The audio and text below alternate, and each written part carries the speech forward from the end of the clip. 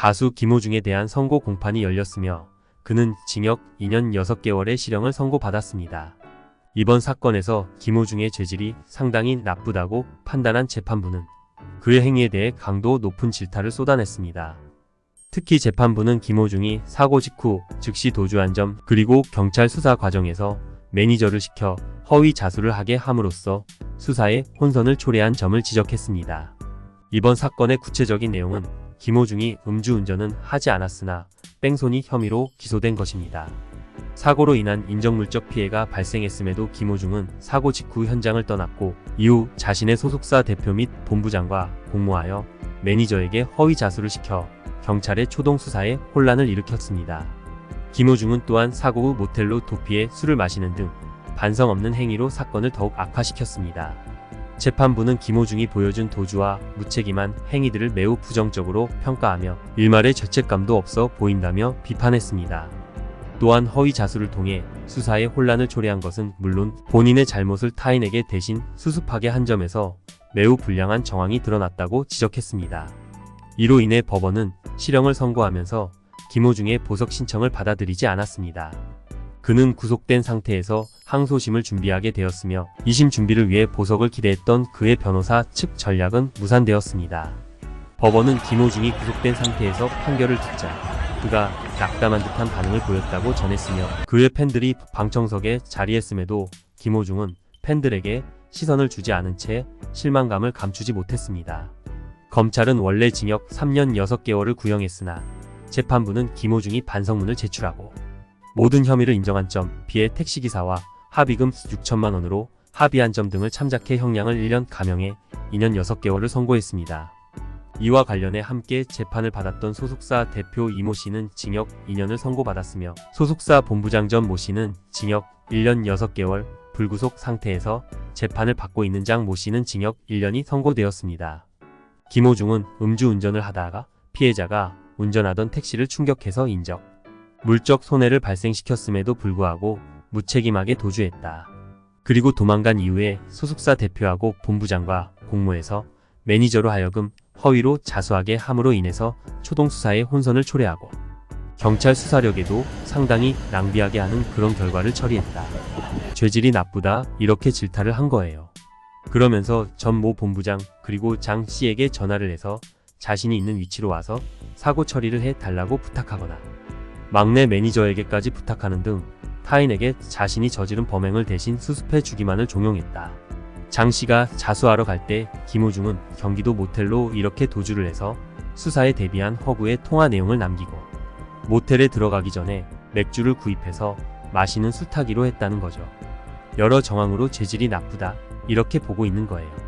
그렇기 때문에 2년 6개월을 선고를 했는데 검찰의 구형량이 3년 6개월이기 때문에 1년이 줄어들었는데 줄어든 이유에 대해서는 이렇게 설명을 하고 있어요. 반성문을 쓰고 나중에 모든 범행 사실을 인정한 부분, 그리고 피해자 택시기사에게 합의를 하고 합의금을 준 점 이 정상이 참작이 된 거예요. 그래서 양형이 이렇게 조금 줄어드는 거예요. 반성을 하고 혐의를 인정하고 피해자와 합의를 본 점 때문에 1년 정도가 줄어들었다고 봐야 돼요. 그런데 많은 분들이 피해 택시기사가 재판부에 이제 선처를 호소하는 탄원문을 제출하지 않습니까? 이와 관련해서 많은 분들이 합의금이 얼마나 됐을까라고 궁금해했는데 이 선고문에 합의금 사실이 드러났어요. 6천만 원에 합의를 했다고 이렇게 되어 있거든요. 통상적인 접촉사고에 비해서 이 통상적인 관념에선 조금 높은 합의금이 아닌가 이렇게 지금 보고 있는데 어쨌든 뭐 그런 건 중요한 건 아니고 어쨌든 택시기사도 선처를 호소하는 탄원문을 냈고 합의를 했고 반성을 하고 있고 범행 사실을 모두 인정한 점 때문에 이제 형량이 좀 낮아졌고 그렇지 않았다면은 더 높은 형량, 검찰의 구형량 정도까지도 선고가 될 가능성도 배제할 수 없는 그런 상황이었는데 그러나 김호중이 목표한 바하고 변호사들이 목표한 바는 사실은 보석 부분이었거든요. 보석 신청이 받아들여져서 풀려난 상태에서 2심을 받고 싶어 했던 것. 지금 모든 범죄 사실을 인정했기 때문에 집행유예 부분을 1심에서 바라진 않았던 것 같아요. 보석 신청이 받아들여져서 불구속 상태에서 2심을 받았으면 하는 그런 목표가 달성되지 못해서 김호중의 한숨을 쉬지 않았나 이렇게 지금 보고 있거든요. 그리고 이제 재판부가 이렇게 또 선고문에서 이야기를 하는 거예요. 전반적인 태도로 비추어서 성인으로서 자신이 저지른 잘못에 대한 일말의 죄책감을 가졌는지 의심스럽다. 폐쇄회로의 음주 영향으로 비틀거리는 모습이 보였는데도 불구하고 계속해서 변명을 하고 범행을 부인하고 범행 후의 정황으로 봐서도 불량했던 것 같다고 이렇게 강조를 하면서 징역 2년 6개월을 실형을 선고한 거예요. 이렇게 실형이 선고됨에 따라서 김호중은 여러 가지로 이제 더 가수로서 재기할 수 있는 기회가 더 적어진 거예요. 가수 김호중이 음주운전 후 사고를 내고 도주한 혐의로 실형을 선고받은 뒤 즉각 항소장을 제출했습니다. 이는 국회에서 음주 후 추가로 술을 마셔 정확한 음주 측정을 방해하는 이른바 술타기 수법을 처벌하는 개정, 도로교통법이 통과된 날과 같은 시점에 이루어졌습니다.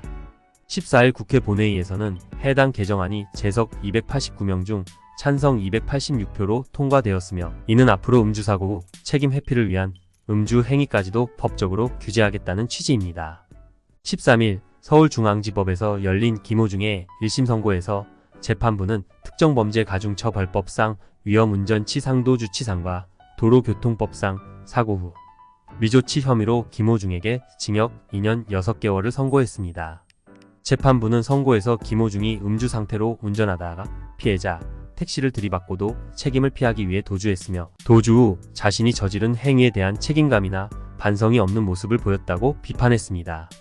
특히 사고 후 모텔에 들어가기 전에 맥주를 구매하여 음주량 측정을 방해하려 한 점 등으로 그의 반성의 진정성에 의문을 제기했습니다. 재판부는 김호중의 행적을 CCTV와 같은 객관적인 증거를 통해 입증했으며 그의 비틀거리는 모습이 음주 상태의 영향을 명백히 보여줌에도 불구하고 변명을 하며 범행을 부인한 점이 그의 죄질을 더 악화시켰다고 지적했습니다.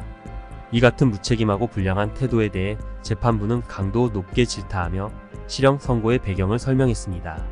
다만 재판부는 양형 이유로 김호중이 늦게나마 범행을 인정하고 피해자에게 6천만 원을 지급하여 합의에 이른 점을 참작했다고 밝혔습니다.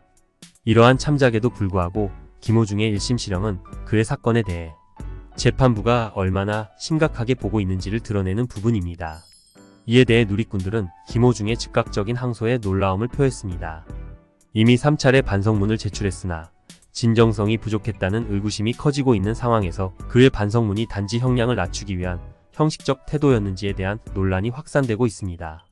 김호중은 지난 9월 공판에서 최후 진술을 통해 자신의 잘못을 인정하며 앞으로는 같은 실수를 반복하지 않겠다고 다짐했지만 이러한 다짐이 진심에서 우러나온 것인지에 대한 의문을 품는 이들이 적지 않습니다.